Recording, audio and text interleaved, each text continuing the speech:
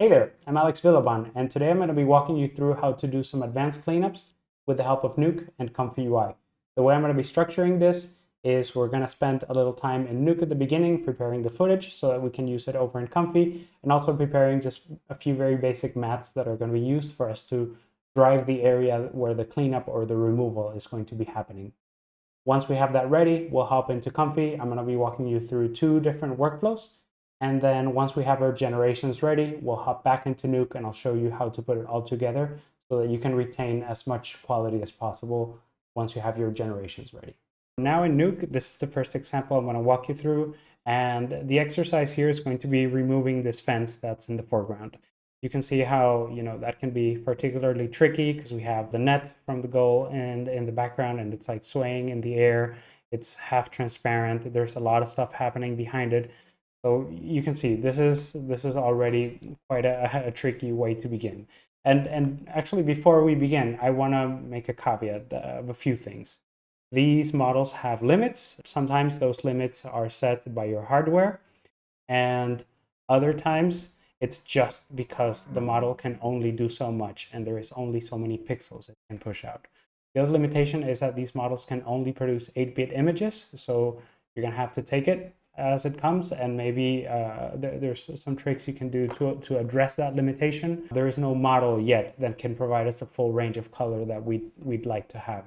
So it's important that you understand those limitations. Thankfully, the hardware one you can get around with. Like, of course, if you have the hardware, then great. If you don't, there are things like RunPod, RunComfy, all of those services online that you can use in order to rent out for an hour or two, like a machine with a very beefy GPU. And once you have VRAM, the sky's the limit. What I'm going to be using here is 5090, so I have 32 gigs of VRAM available to me. If I had more, I could do higher resolution. And just to keep things speedy, I'm going to be working at a lower resolution than I usually do in production. But you'll be able to tell that the results are very much worth your time in investing into getting into this tech. So, okay, like I said before, what we're going to be doing here is removing the foreground fence here. So I'm going to go ahead and stop this, and I'm going to show you a couple of things. So important for you to note that ComfyUI plays well with a few file formats, those being MP4s, seems to be sort of the standard, which isn't ideal, but it's enough to show what I'm going to be showing you here today. So already all of my footage is already set to MP4. And then you can also use image sequences. So you can see I have here a PNG sequence of the plate. So you have that option to you if that's an alternative you want to be using. And you can also actually use EXRs. The thing with EXRs is that it requires custom nodes inside of ComfyUI, but that option is available to you. I'm not going to be doing it with EXRs today, just so that you can see the previews, because MP4s and PNGs preview well inside of Comfy. EXRs, not so much all the time.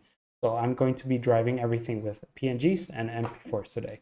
So again, my plate is already prepped, but it's as simple as you rendering it out as a sequence or just the MP4 video.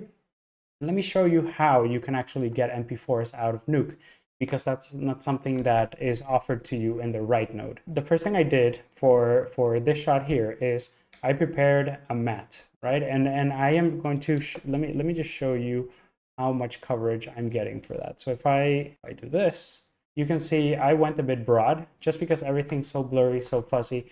I made sure that there is no part of the black fence peeking through.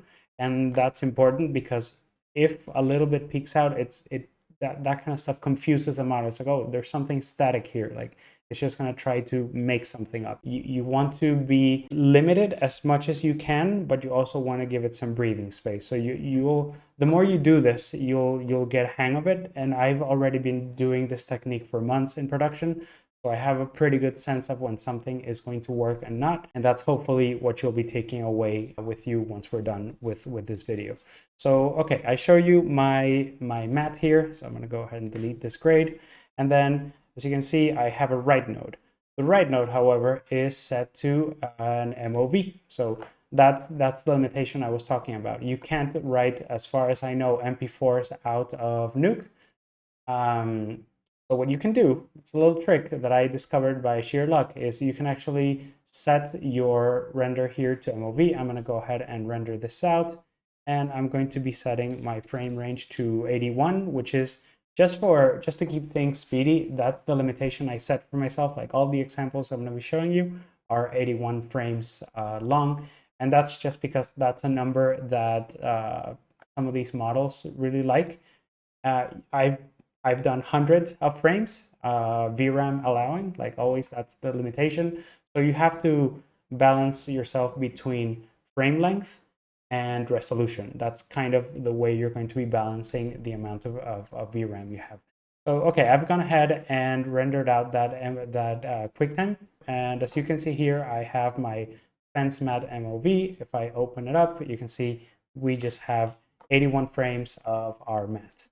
And it's important that the duration matches the video itself. And we have some control over that in Comfy. It just makes your life easier if you preemptively render out the right length. So you can see we have our MOV here. Here's the interesting part though. I'm just going to rename it and add a 02 because I already have my MP4 mat here for the fence. I open it, is exactly the same thing. And if you just select that fence mat MOV2, and let's rename the file again and just change from MOV to MP4, it's gonna show you a scary message that it might become broken and unusable. You can just click yes. And now, if I double click that, it still works. I discovered that by sheer luck, a few months ago, and that's come in very handy because before that I would render out MOVs and take them to other softwares to be able to export MP4s. But that way, you can just render MOVs at H.264, which is what I rendered that one at, and then you can just convert it to MP4 and you're off to the races. So at that stage, we are ready. We have our video as MP4, we have our mat as MP4, we also have our video as a PNG sequence if you wanted to, which the workflow supports. And we are ready now to move on to Comfy. Okay, so I fired up ComfyUI, and this is the first workflow where we're going to be spending a few minutes in. What this workflow does is we're going to take a single image of our video, usually the first frame, and we're going to produce the best cleanup we can. Keep in mind that I'm showing you this as a bit of a bonus because you can actually do the cleanup in Nuke, because of course you're all Nuke users. So you can just do the cleanup and be as specific as you want rather than doing it this way, which is a bit of a, luck of the draw, right? Like we can control a few things here and there, but at the end of the day, it's imagining what's behind the fence without much of our input, whereas in Nuke, you can just be hyper specific about what you wanted to see. Keep in mind that these images that we're going to be producing here are sort of optional. Whenever a cleanup is very tricky, what's going to happen is when you're trying to apply the cleanup to the actual moving picture, sometimes it helps having a clean image as a reference for the model to just, oh, this is what the first frame looks like. Okay, I'll take it from there. So that sort of deal. So, okay, having said that, what I'm going to be using here is almost the default workflow that comes with ComfyUI for the Quinn image edit model. So what you can do is you can actually come here to the top left and browse templates. And once you do that, you're going to be presented with this menu. And then if you hover over into image, actually click into image, you can actually select the Quinn image edit 2509. That's the one that I've been using. So what I'm going to do is I'm going to click the arrow here on the right, and you'll see that it looks very, very similar to the workflow that I just had a minute ago. Like I said, I just did a few additions that I'm going to walk you through. And so let me do that now. Okay, so we're back here with my modified version of the workflow. And as you can see, the core is basically the same. The only things I've added is this little piece at the beginning. And what this does is it's going to grab your video. It's going to hold the very first frame because we're giving it a cap of 1.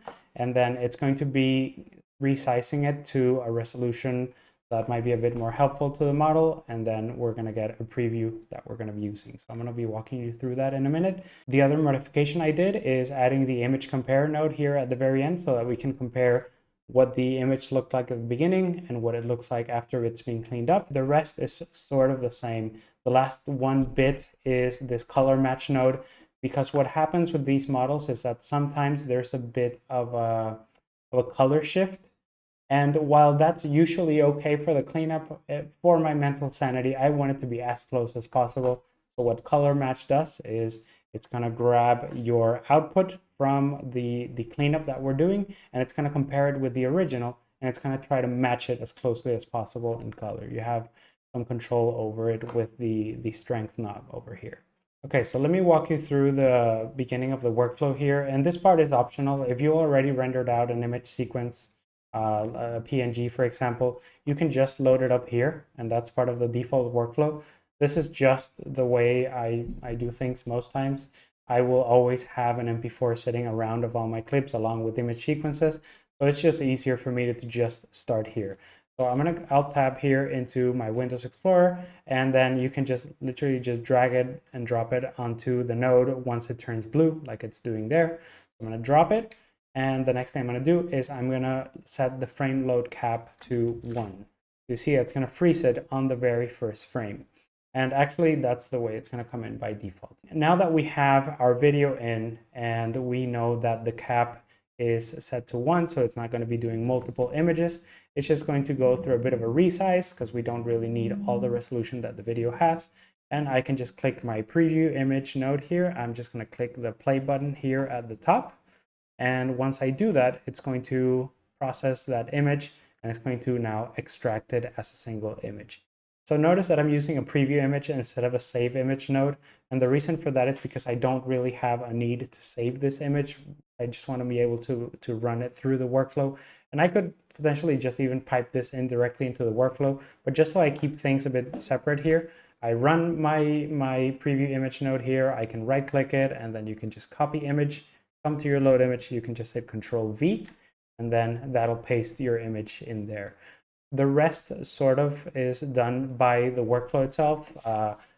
The nice thing about these default workflows from ComfyUI is that they have usually point you to some either documentation or where you can find the models themselves. And once you have everything downloaded in place, it's honestly usually as simple as just adding your prompt and letting it run. So in this case, I have my image there. I have my prompt, which in this case is remove the black fence in the foreground and keep the white net. The reason why I added keep the white net there is because after many tries, it was just removing everything, the fence and the net. And just by changing the prompt slightly, it just was working consistently. So that's why I'm keeping it that way. What's happening here is the model likes 1 megapixel images. So whatever you throw in here, it's going to be resized. And then that goes in and does its thing. So I'm going to go ahead and click run here. And just like always in ComfyUI, the first run always takes longer because it needs to load all of these models into VRAM. And then it'll do the actual processing part. Any subsequent processing will take substantially less time. So I'm going to go ahead and click run and be back in a minute. Okay, so after a few seconds, I have my image, and as you can see, the fence is gone. It's pretty successful there. And I did want to mention a couple of things. I like working with a fixed seed. I find it that going back to a seed can sometimes be tricky if you have it set to randomized or increment. So I keep it fixed, and then I just play with the numbers by hand. It's always a good idea when you're doing something like this to run a few seeds, because you might run into something that looks slightly better than the previous. So if I'm going to be using an image as a reference for a video cleanup, I try to just select a few seeds and run them. And you can see it's only a few seconds.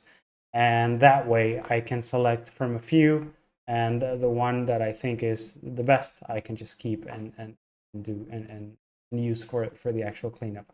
So now here is the bit that I was telling you I added as well. And that is the image compare. That's just for me to be able to wipe between the two versions. And you can see there's a slight change in this, not the size of the image, but the framing. It's sort of the nature of the model. There are ways around this, but for what we're going to be using it, this is more than enough. Now that I have the clean reference image ready, if I compare it here with the original, I do like to bring it into Nuke just to nudge it in closer to the original. Because as you can see, the aspect ratio is slightly different, as we could see in Comfy before. But not only that, the colors are also slightly different. Even though I have those nodes that bring them closer together, you can do a much better job of matching that in Nuke. So I bring it here very quickly, and I make sure that I just reformat it so that I get closer to that original aspect ratio. There's still some deformation happening just because of how this image gets transformed so that it can be edited. But this can get us already closer if I make sure that the aspect ratio is correct, just so that, again, we match to the original as close as possible. And then of course, if we compare these two, you can tell the blacks are far deeper, the greens are much more saturated. So just by reformatting and doing a bit of color correction, you can get much closer to that original, which it might not seem like a lot, but it can help you in the end. So I'd say when you're prototyping stuff, it's okay to just, go straight from one workload to the other. But if you're past the prototype phase, I do recommend you come back to Nuke and make those changes, because you have that granularity and that accuracy that you wouldn't have otherwise. So I do like to come in here once I'm happy with my starting frame, and then I make those adjustments. I get as close as possible, and then I go ahead and I just render a PNG once again.